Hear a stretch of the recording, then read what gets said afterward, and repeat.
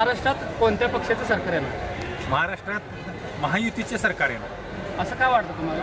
कारण महाराष्ट्राचे लोकप्रिय मुख्यमंत्री एकनाथजी शिंदे साहेबांनी आणि उपमुख्यमंत्री देवेंद्र फडणवीस साहेब, अजितदादा यांनी जे महाराष्ट्रासाठी केलेलं काम आणि गोरगरिबांसाठी ज्या आणलेल्या योजना आजपर्यंत कुठल्याही सरकारनं त्या राबवलेल्या नाहीत. त्या 2.5 वर्षामध्ये आमचे मुख्यमंत्री एकनाथ शिंदे साहेबांनी राबवलेल्या आहेत. आज या महिला भगिनी माझ्यासोबत आहेत.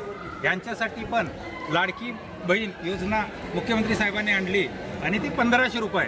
आता आमचं सरकार आल्यानंतर आम्ही त्यांना 2100 रुपये देणार आहे. अशाच बराच माझे लहान भाऊ, मोठे भाऊ यांच्यासाठी 6000, 8000 आणि 10000 अशा बऱ्याचशा योजना आमच्या मुख्यमंत्री साहेबांनी आणलेल्या. त्याच्यासाठी मला पूर्ण विश्वास आहे, 100% विश्वास आहे की महाराष्ट्रामध्ये पुन्हा एकदा महायुतीचाच मुख्यमंत्री बसणार. पहिला, दुसरा, तिसरा हप्ता, चौथा टप्पा हप्ता मिळालेला आहे. तुम्ही त्याच्यावर खुश आहे?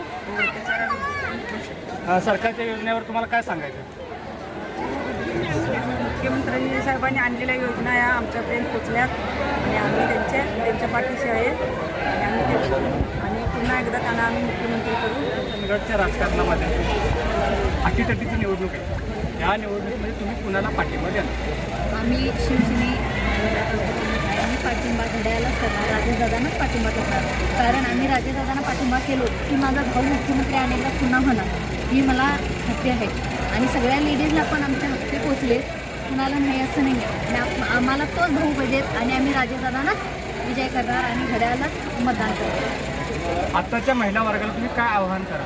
आत्ताच्या महिला वर्गांना मी आव्हान करते की त्यांनी आमच्या म्हणजे याच्यामागे आम्हाला काय भेटलंच नाही, म्हणजे अनुदान कुठली भेटली नाही, तर स्कीम कुठली भेटली नाही. आमचा एकनाथ शिंदे साहेब भाऊ आला, आमच्या पाठीमागे उभे राहिले.